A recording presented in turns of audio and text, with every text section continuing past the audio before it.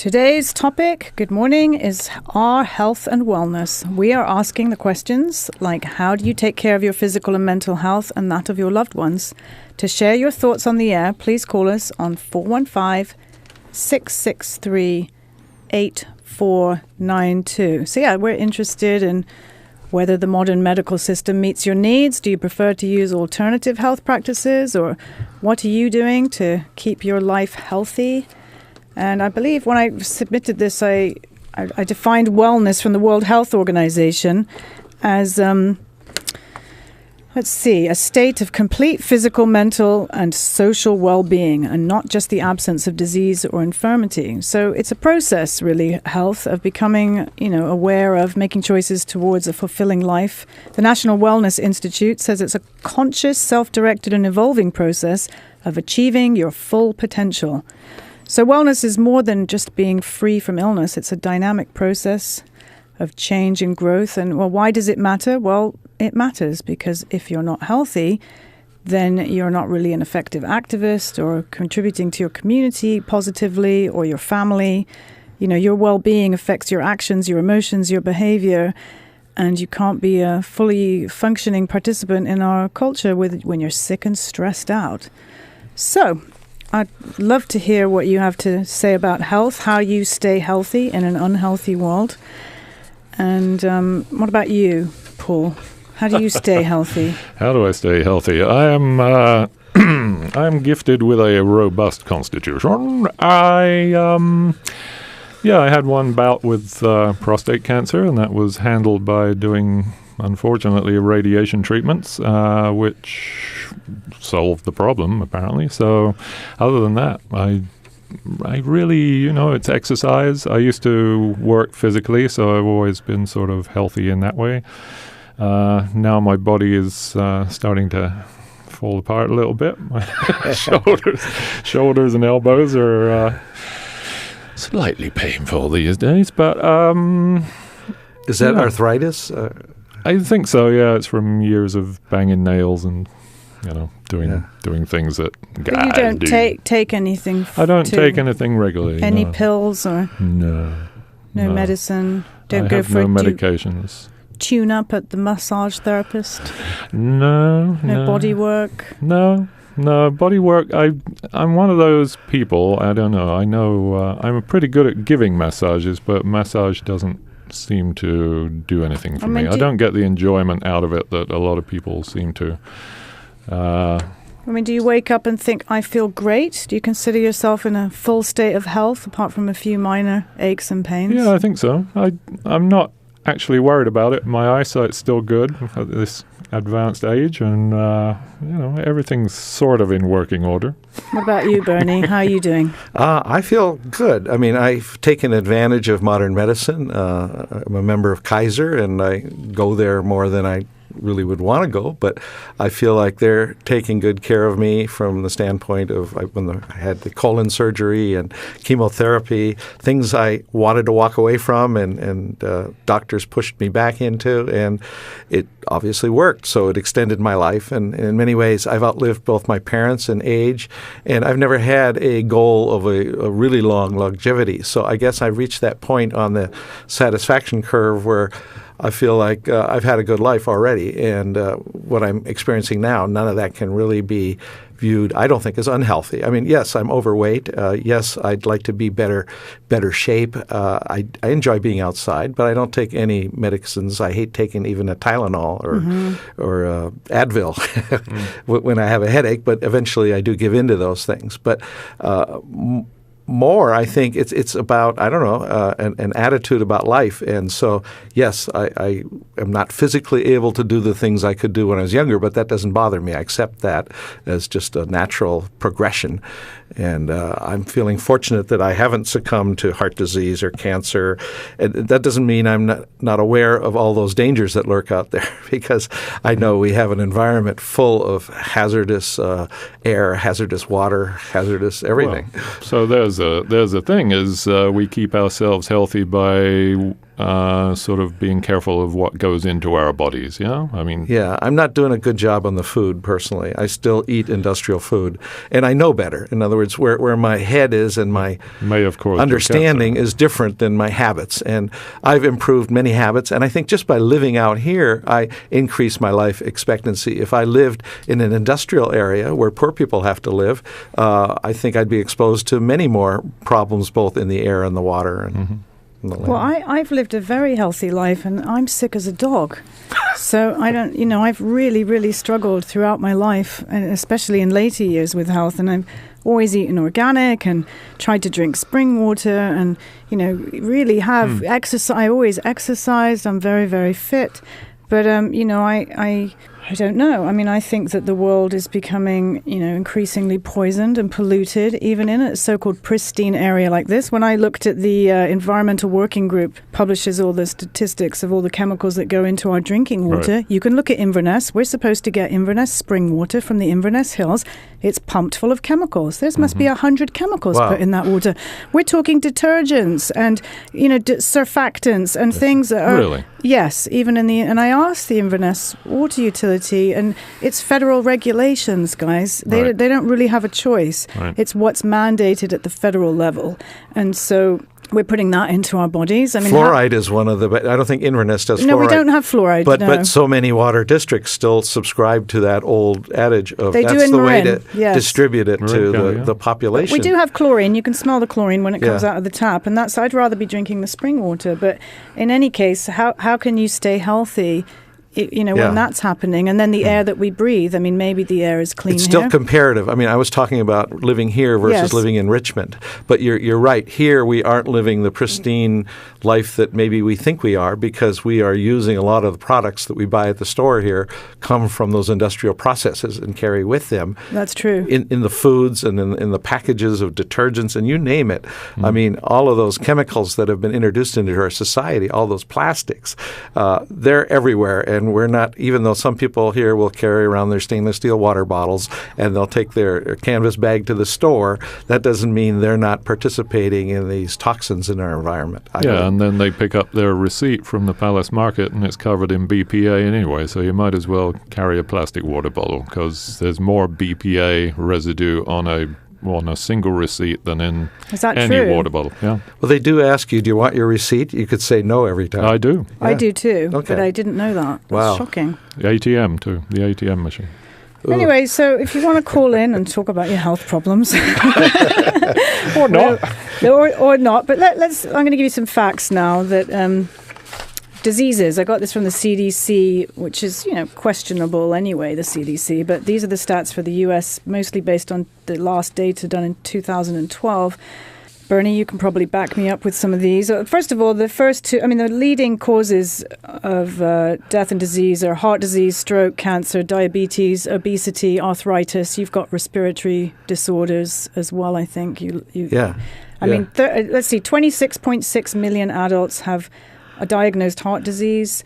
52 million adults have arthritis. That includes 250,000 children, which is outrageous. Wow. 50 million people have an autoimmune disorder. That's 1 in 5 people. That's me. I developed an autoimmune disorder for no reason that I can maybe round up, I think, is probably why. 25 million people have asthma. That's 1 in 12. 29.1 million, I'm just talking about Americans, remember here, Right. have diabetes. Apparently, and that was quite shocking, but then I read that 1.4 million new cases of diabetes are reported every year. That's really skyrocketing. And that's related to diet. It a large is. degree. And the Corn syrup? costs of that, apart from if you have, you don't have diabetes here. but I'm pre-diabetes. well, the cost of that is apparently cost the U.S. $245 billion. That's $176 billion for medical costs, $69 billion in reduced productivity, and it's rough to live with diabetes. It's hideous. 78.6 million adults are obese. That's 35% of adults in the U.S. are obese, and it's 12.7 million children.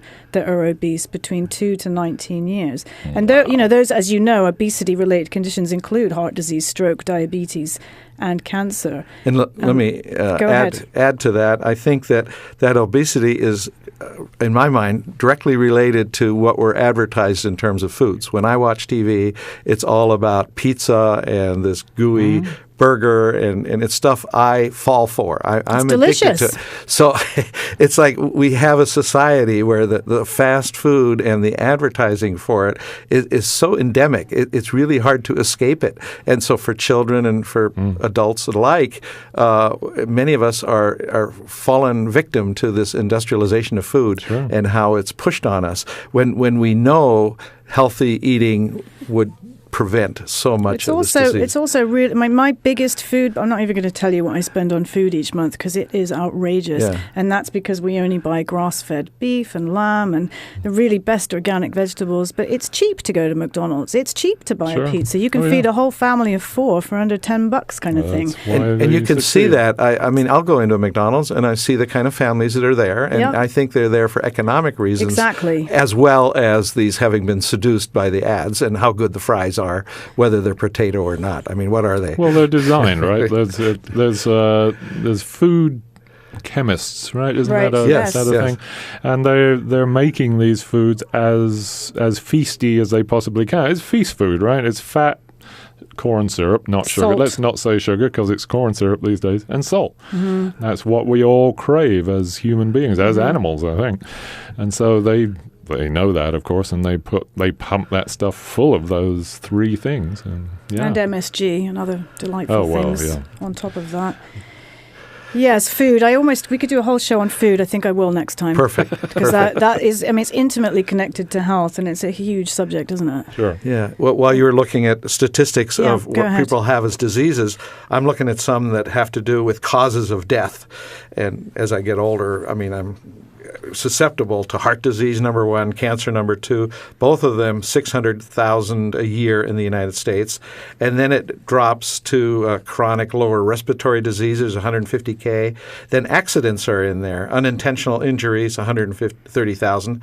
I don't know if guns are involved in those accidents or if that's a separate number that's not in here. Good I haven't question.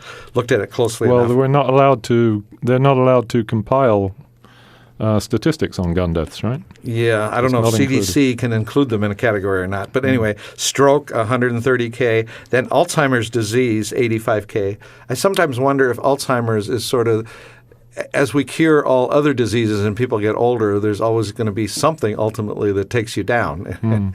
But maybe Alzheimer is induced by chemicals in the environment. Again, it has links to diet too. It does, yeah. So obviously diabetes, 75K, influenza and pneumonia, 60K, kidney failures, 50K, and intentional self-harm, suicide, 40,000 a year. You know, now these deaths are different from suffering. Some people are suffering long-term all year long. This is just the top 10 of the CDC's causes of death in America.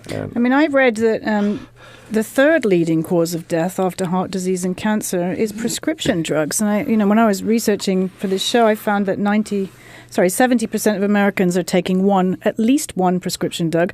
More than 50% take 2, and more than 32% are taking 3. Nobody tests the synergistic effects of these prescription drugs, and then the side effects are they're unbelievable if you read the packaging. And the fact is, some of those deaths you just read probably due to the side effects of the drugs that these people are taking for a condition that they might not even have. Apparently one American dies every 5 minutes from a prescription drug. Wow. That's a lot of people, isn't it? It is. I know the abuse is rampant, and they say that some people are now turning to heroin after having got addicted to prescription drugs because the heroin is cheaper. So how many deaths on the road accidents or gun deaths or other suicide deaths? I mean, how many of those are due to prescription drugs as well? We don't know. We haven't really tracked that, but it's probably quite a few, guys. Yeah. But I think clearly the mental state is a big one. But I still think the environment is the biggest, and we keep poisoning our environment, and then are watching these diseases go up in numbers. Well, Yeah, I mean, I don't know if this is true. I thought the statistics were lower than this, but I was reading about autism because my son, he's not quite exactly on the spectrum, but he's been thought to be on the spectrum, so we've been tested for that a few times. But 1 in 6 children now have autism, apparently. I mean, that's like 120, 150% higher than it was in 2002. That is skyrocketing. Is that because autism is kind of a more popular diagnosis with doctors these days, or is it? I know what you're they're saying. They're recognizing autism. In the same sense that they're medicalizing normality, such as, if you're shy, you have social anxiety disorder. Right. If you're hyperactive, you have ADD. Right. Autism has some very specific behaviors that I think are due to vaccinations. Paul, that effect you talked about, I think happened early on. I think there was a time where doctors were reluctant to diagnose autism. But since that time has passed and since people have sort of accepted a new definition, that number has continued to rise.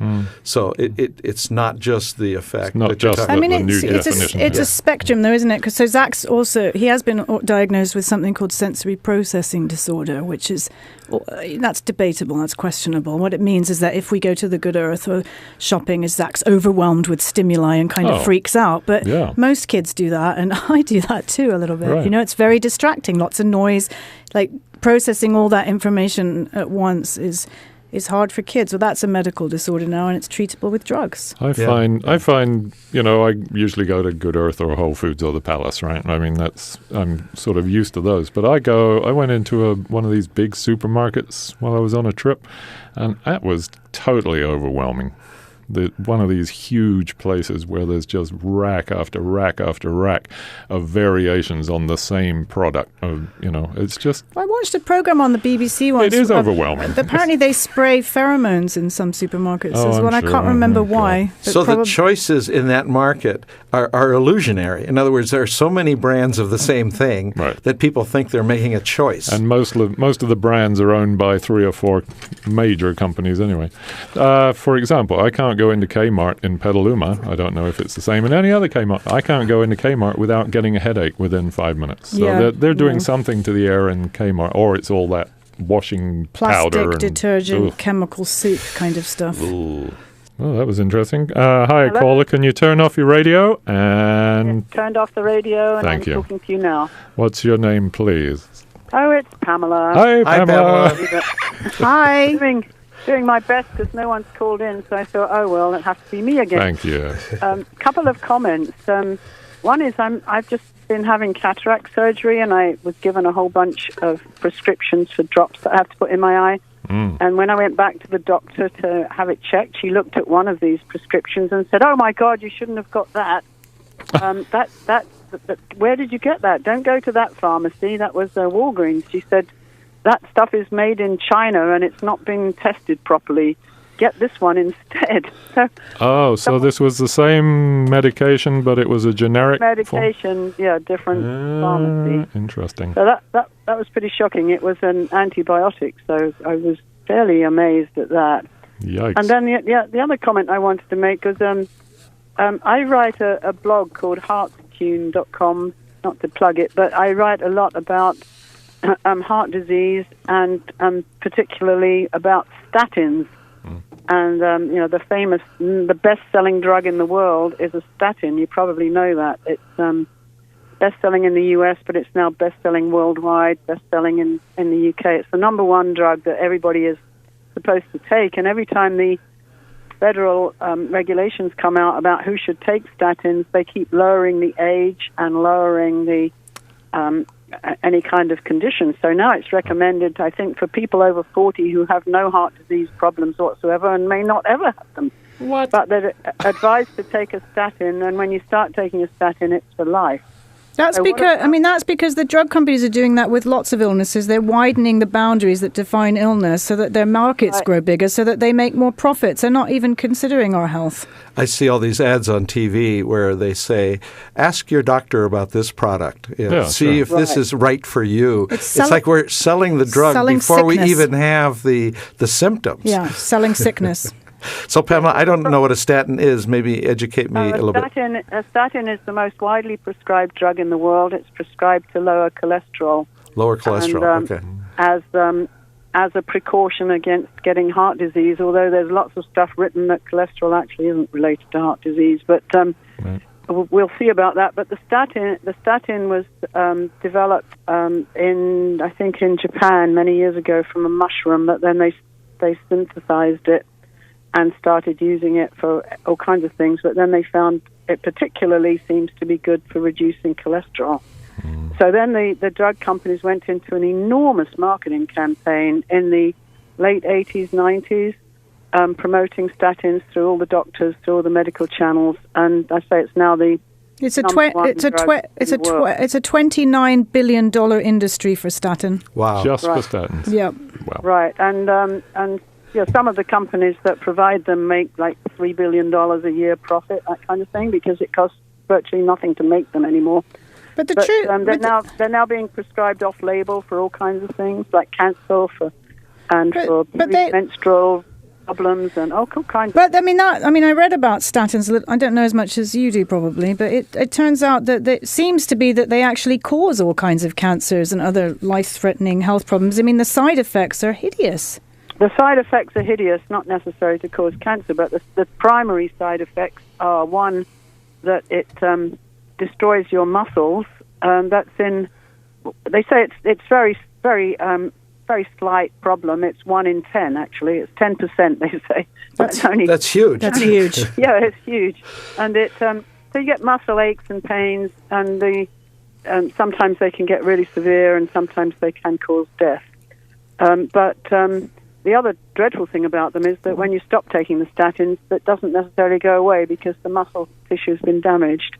Wow. And the other much more insidious side effect, which is not talked about very much, is that they can cross the blood-brain barrier, and so they do affect the brain. And lots of people don't really connect it because you get older and you get kind of fuzzy-headed and a bit dopey, and you don't quite know what's going on. But there's more and more proof coming out now that the statins are causing this kind of fuzzy-headedness. I wonder if that's because the brain is mostly cholesterol, right? I mean, it's a fatty organ. Yeah. Right. But that's the thing with cholesterol, is that there's so much myth around cholesterol in our culture, and you actually need it. Well, we lived through this myth that low fat was the answer to losing weight and being in good health, and we've had a couple of decades and generations of promoting the low fat everything, and then we find that that's actually the wrong thing to do. Eating the fatty food is healthier for you. And it isn't like the fat gets retained as fat. It's the fat is fuel, and the fuel may or may not, the sugar also could be fat. So, we've definitely bought into some very industrial myth. Without proper scientific testing. I mean, the statins are now being prescribed for all kinds of off-label situations where the FDA has never approved them, but doctors are prescribing them anyway.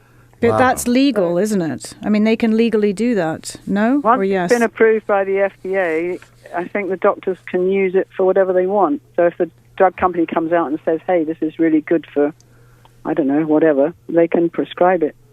Oh, they can prescribe. I think the doctors have the right to prescribe it anyway once it's approved, even if it's not approved for the condition they're using it for.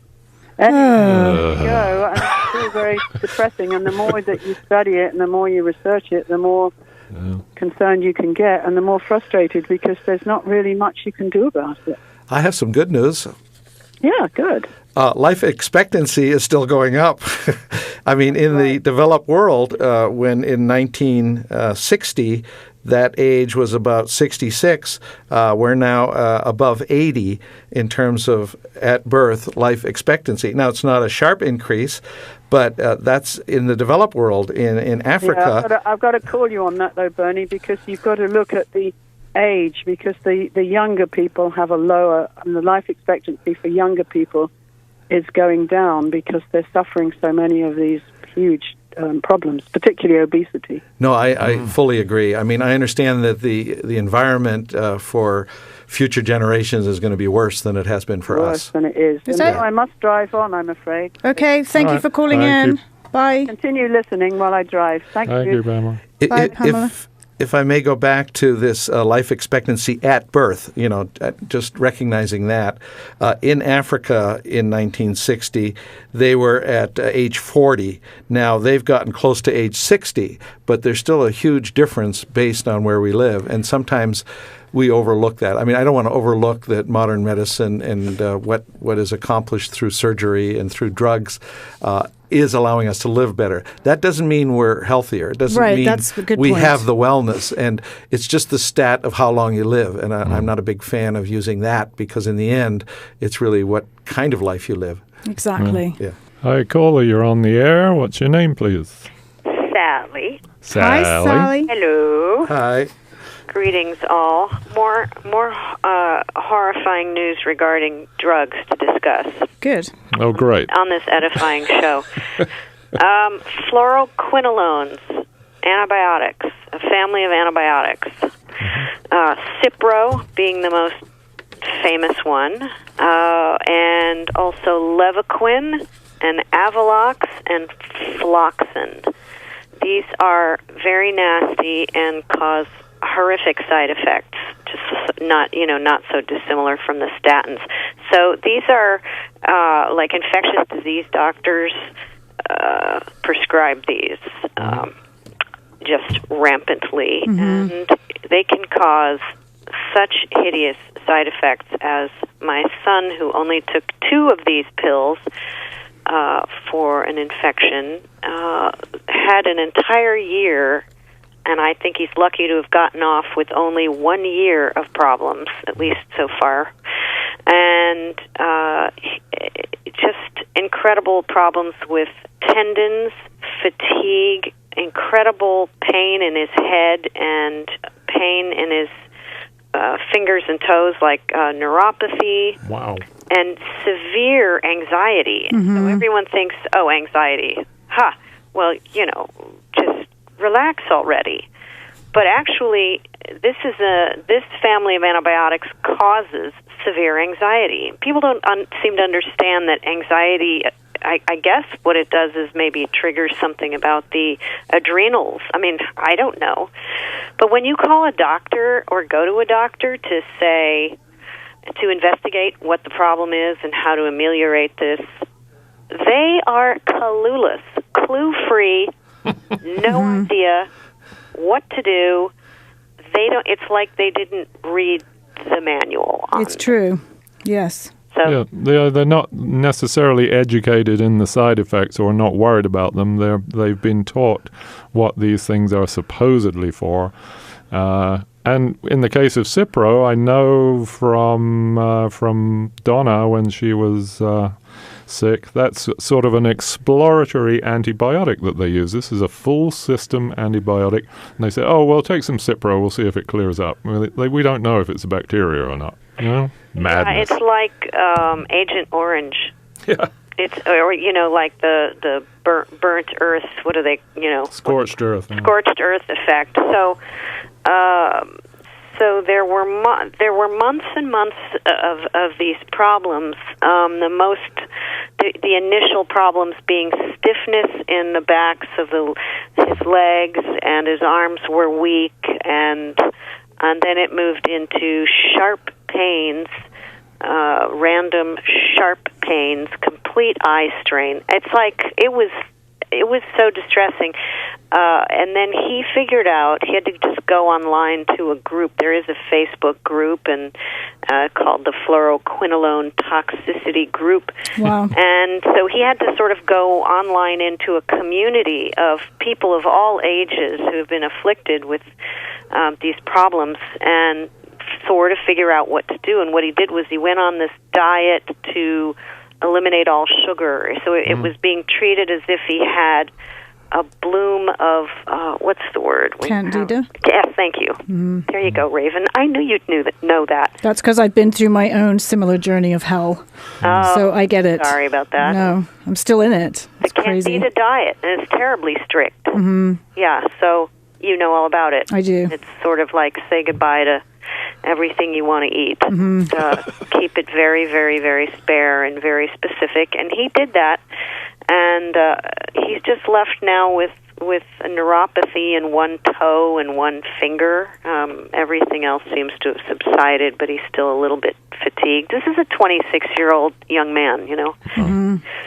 So that's what I wanted to kvetch about. Thank you. I mean, Thanks it seems for that cheering us all up. I mean, in this Good time. my 2 cents or my experience of medical health, both with alternative therapies and conventional medicine, and I've been sick, as I said, as a dog for a long time, is to just keep away from the medical system. You know, stay away from supplements, stay away from the whole thing. Just get back to the Candida diet, good food, whole food, fresh water, lots of sleep. And the body knows what to do, you know. Yeah. But as soon as you get into the medical industry, and I'm including the complementary industry here as well, the alternative medicine it's a rabbit hole. Anyway, thank you so much for calling in. Thank you. Good luck. Show. Good night. Goodbye. The biggest problem with modern medicine is that it just doesn't get to the root causes. It doesn't look at the holistic body in the context of our environment. It just looks at the symptoms and treats those as isolated symptoms. Anyway, we have another caller. That is true. Yes, caller, you are on the air. What's your name, please? Hello. We used to have another caller. Mahatma Gandhi says it is health that is real wealth and not pieces of gold or silver. Yes, and we've talked a lot about the drugs and the foods and the poisons in our environment, but there's also this element of what some people call spirituality. There's the mental attitude. There's sort of, when we talk wellness, part of it is being mentally well, even if you are feeling some aches and pains and having some problems. Okay, well, you're not on KWR. Let's go back to the happiness stats. Yeah, well, you know, when you look at all of us in terms of not too happy, pretty happy, or very happy, only about 12%, and that hasn't changed that much over time, consider themselves not too happy.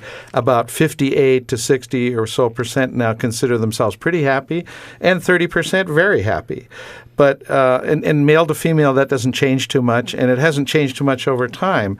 But looking at black versus white, we do find that the number of blacks who are very happy are a lot less, like 20 to 30 of whites, and the number that are not too happy are twice as much in the black community as in the white community.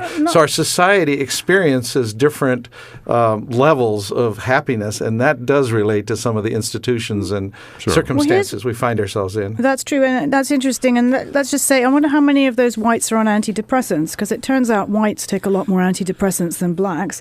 And I'm just saying, because does that make them very happy? When you, I don't. When we read stats like that, you got to say, well, hang on, the use of antidepressants among Americans is skyrocketing. We consume 4 times more antidepressants now than we did, 10 years ago. It's the third most frequently taken medication in the U.S. Over 10% of the population are taking them. So are we truly, deeply, honestly happy, or are we taking a pill? I just don't know. Could be. But I want to believe that the people who are most happy are the ones not taking any of those. I do too, Bernie. They're the nature-connected people. That's right. The That's ones what that I'm believing. Deeply embedded in their Westmoreland community, etc. All right, caller, you're on the air. What's your name, please?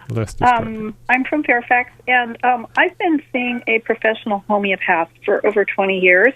Uh-huh. And I was always this sort of sensitive person in my family who my mother said would get hard hit by things, And it has been the best medicine for me. Uh-huh. It has helped me through menopause. It has helped me with sleep.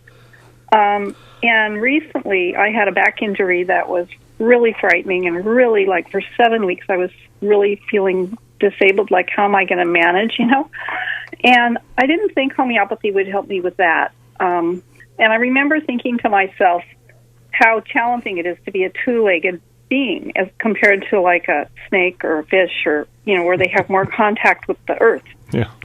But to be on 2 legs with your back and your knee and your neck, and everything has to work right.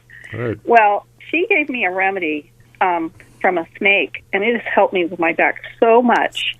And it's just like a magic to it from, what do you mean, a the snake? natural world. Well, it's a homeopathic remedy made from snake's venom or snake It itself? was actually from, the remedy she gave me was actually from cobra venom, and there you go. And, I didn't realize that was what it was until I came home and looked it up. But, a cobra is a snake that's able to stand up somewhat vertically. And I don't quite know why. It was because all of my symptoms matched. Right. But there really is something, but don't just go get the remedies at the store. You have to go to someone. You have to go to a specialist, yes. I mean, A shaman. Thank you for calling in. I haven't really spoken to alternative healthcare. That's a vote for homeopathy. That's a great one. Thank you very much. I vote. I definitely spent a lot of time and money in the alternative healthcare system, and 50% of Americans, by the way, use some form of alternative medicine, and that's because they're disillusioned with mainstream medicine. And by here, we're talking things like massage therapy, homeopathy, acupuncture, herbal therapy, or energy bodywork, things like that. And I think one of the reasons people like going to, or one of the reasons I like going to them, is you get 30 minutes to an hour with an alternative practitioner as opposed to 2 minutes with your GP who's already writing the prescription for the drug he's been sold by the rep. Do you know what I mean? Before you get in there, and they look at the whole body. They look at your spiritual well-being and your emotional well-being. And however, it's a largely unregulated, massive, multi-billion-dollar industry. I think it's $34 billion a year industry in the U.S., and it's full of quacks, and it's full of people making false claims. There's no evidence-based research happening in the main. And then we have the supplement industry, which is absolutely outrageous. There's 54,000 varieties sold in the U.S. stores, by the way, and they're not approved by the FDA, and they're not regulated. And some independent studies have found that they're full of contaminants and toxic fillers, and some Chinese medicines are full of endangered species. And it's just, I don't know. I want to comment on just the complexity of it all. Most people are just overwhelmed by all of the both modern standard medicine and the choices in the alternative world. And I know some people just say, I kind of turn myself over to my doctor and whatever he says he does. Then other people have a child or something with a special problem where the conventional therapy isn't working, and they examine that. We had Sally talk about that earlier, and you even are an example. Yep. So I think that's where the real wisdom and knowledge in our society now rests, in people who have really done sort of independent research, not of the medical establishment alone, but in the environment, what the options are, what the side effects are. And so we're becoming more knowledgeable, but mostly in those areas where we have to, because there's so much complexity. We can't know all this stuff about all these drugs. And how can you tell quacks from honest practitioners? There's definitely something in herbal medicine, guys. All medicines are derived from plants in the natural world. So if you go back to the whole plants and get a bona fide herbal medicine practitioner, they are probably going to help you. Sure. If you find one who knows his real stuff. Or hers, yes. Or hers, what's your name, please? Barb Scott. I You're live in Forest Knolls. Hi, Barb. And I'm just phoning just to say you're all fabulous, and I wish everybody in this country could be listening to you now. Oh. What a nice thing to say. Wonderful. Thank you. Are we like a prescription for... Just let this go global. That's all I can say. You're marvelous. Thank you. Can I ask you, Barbara, you're in Forest Knolls. There's talk in the Valley now about a medical marijuana dispensary going in there somewhere. Is that something you've been following or concerned about? It's about time, wouldn't you say? I do. I know, but I know there's a lot of parents worried that they don't want their children exposed, and so there's a divide in the community. Unfortunately, I didn't realize. Well, some of the best medical marijuana is grown right in San Geronimo Valley. He's creating strains that are very high in the pain-killing properties without the hallucinogenic properties. So. There's great work going on right next door to you guys, and it would be good to have a dispensary there, I think. Well, Barb, thanks for taking the time to call. Thanks for the vote of confidence. We love that. Thank you, guys, for all your expertise and ease in which you present your... Thank you. Thank you again. Thank you for calling in. Do you want to have another... You want to read something else, Bernie? Well, just going back to this satisfaction, one of the things that I saw on a graph, and it's called the U-shape, where satisfaction when you're at 25 is high, and then it proceeds to go down until you bottom out somewhere in the mid-50s, and then it goes back up to when you're at the 70s, you're back at that high level you started out with. So there is sort of a curve in life as you become an adult and are dealing with all the pressure. It happens to coincide with the working years. So. That's where I am. I'm at the lowest rung on that ladder. And I'm already back here up on the happy side. Yeah, that's something to look forward to. But I also want to point out that they make a distinction and did the survey unmarried versus married or with a partner. I see. And you do get a boost by being married or with a partner. Somehow you don't take as low a dip, and you get back up to the top faster. I have to say, partnership is a wonderful tonic. As long as it's good, guys. Well, yes. That's where the work is. Okay, we have a caller. Hi, what's your name, please? You're on the air.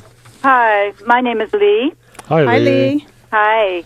So I've been on an energetic balancing program for many years, and the idea is it's something like a computerized homeopathy.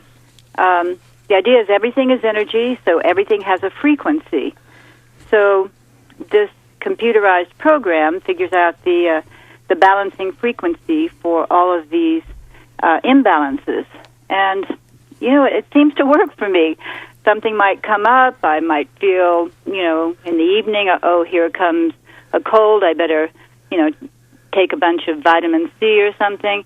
And I wake up the next morning and I'm fine. Mm-hmm. Lee, how do you measure this energy flow? Well, I don't measure it. This is a computerized, how can I say? How do you hook up to the computer? I mean, how do you tell the computer what you're experiencing or doing? Yeah, well, this is a Stephen Lewis. He's been doing this for 15 years. The name of the book is Sanctuary, The Path to Consciousness, and it's about this technology. And so you send your photograph in, and he scans it into the computer and can analyze your frequencies and find imbalances. And we all have imbalances. And, quite frankly, our prime directive in life is to seek balance. We're always trying to get ourselves back into balance. So this balancing program supplies these balancing frequencies that can help us to balance ourselves.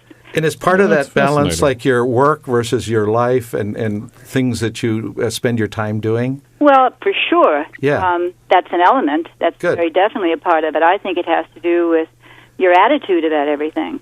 Cool. Mm-hmm. Yeah. A positive attitude always helps. I think that is key, definitely. It really is. It's the bottom line. Yeah. And I think that when you're on this, it's called the AIM program, it just gives you somehow, and this is, we're using they're using your photograph, and because your photograph is a representation of you in time and space, and it's unique to you. No one else looks like you, and it's a hologram of you. And so these balancing frequencies, we believe they're chosen by your higher self. And interesting. Yeah, it really is a very interesting concept. This is quantum physics. Quantum physics. Well, I'm glad it's working for you. That's a vote for energy balancing work. Thank you, Barb. We appreciate the call. You're welcome. Thank you. Bye, I mean, I now go and see integrative medicine medical facility, and that's Marin's quite big on things like that, which actually incorporates the best of alternative healing practices with modern medicine, and it's not, they don't just routinely prescribe antibiotics and things, but it's been quite helpful. Like I said, I definitely have received some benefit from it, but I have to just say that my keys to health that I do to stay healthy are just the things that my grandparents knew. My grandparents stayed away from doctors. My granddad, you couldn't drag him into the doctor. He would never go. But, what we did is we focused on eating healthy, whole foods with nothing with a label, basically. Right. Exercising, just walking, hiking every day, reducing stress, taking time out and gardening. My granddad gardened. That was his stress reduction. And then eliminating toxins in your environment. That's quite hard to do, but obviously you need to get your fluoride out of your water. Sleep is another big one. Huge. If you don't get enough sleep, you're not going to be healthy. Well, That's I have huge. apnea for one, sleep apnea, and that disrupts sleep, and it's not good for health. Yeah. No, I have anxiety, and that disrupts sleep as well. Plus PMS, which also wakes you up in the middle of the night. Then getting enough sunlight is another one. It turns out that sunscreen is actually not good for you at all. You actually do need to get sun on your skin. Being outside in nature, we talked about. Lots of fresh air, clean spring water, gratitude, laughter, community, play, sex for some people, partnership, relationships, music, dance, conversation. If you fulfill all these things, you're going to be healthy, I think. And you're going to be happy. And you're going to be happy, and you don't need any machines or any supplements or any drugs. I think if you focus too much on one ailment, on one dis-ease that you have, you can get wrapped up in that and lose track of all these other things that you're pointing out life is about. And if you get out there and live life with friends and family and community and get out with nature, and yes, that is probably the best, some kind of spirituality, this idea, I think, meditation, of breathing and holding a healthy body image, not being seduced by these fashion statements that fashion industry would impose on our young children. And the interaction with other people is very important. With nature, of course, but with other people. I mean, we're a communal species, so that's where we get our juice from, is from interacting with other folks. It's very hard to do in this culture, isn't it? We're all isolated in our little houses and on our television. Sitting across the table with the iPhones. Exactly. And that is a key. The community is the key to health is in community. And there's a great article in the Point Reyes Light this coming week, from Jonathan Gavser about fasting. There's another thing fasting we haven't touched on, but I've done that. He's talking about fasting as a way of reducing sugars and fats. And I drank cabbage juice for 3 weeks. It was great. Yeah. I wonder what that smelled. No, right. Hi, caller. You're on the air. What's your name, please? This is Corinne, Paul. How are you? Hi, Corinne. How are you? Good. So, I'm just kind of been listening to the whole thing, and I think for me, the positive attitude is huge. And of course, I'm from Denmark, so there, we are supposedly very happy. A happy country. Happy country. And I'm just kind of looking back at, I was raised with just a lot of positive thinking, and my personal philosophy is I don't believe in colds. That doesn't mean I don't get it, but I just can't be bothered being sick. I would rather just have fun and not take time out to be sick. And I think that has helped through my life a lot. With my kids and everything, they were never sick because I didn't believe in it. and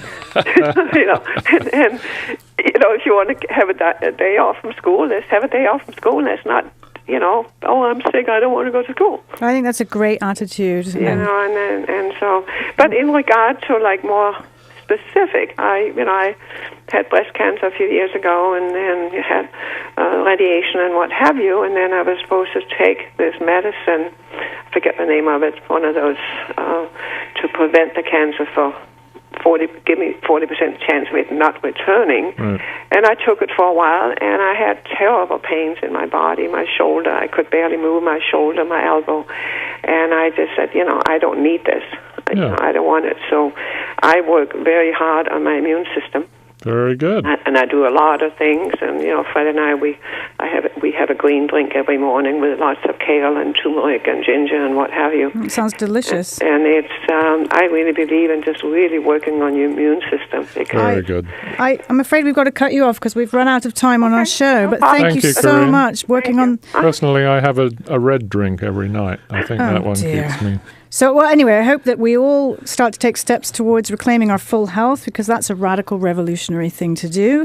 And I'd like to thank all of our listeners and our callers today for your participation. I hope you'll tune in every Thursday at 11, because your voice really does matter.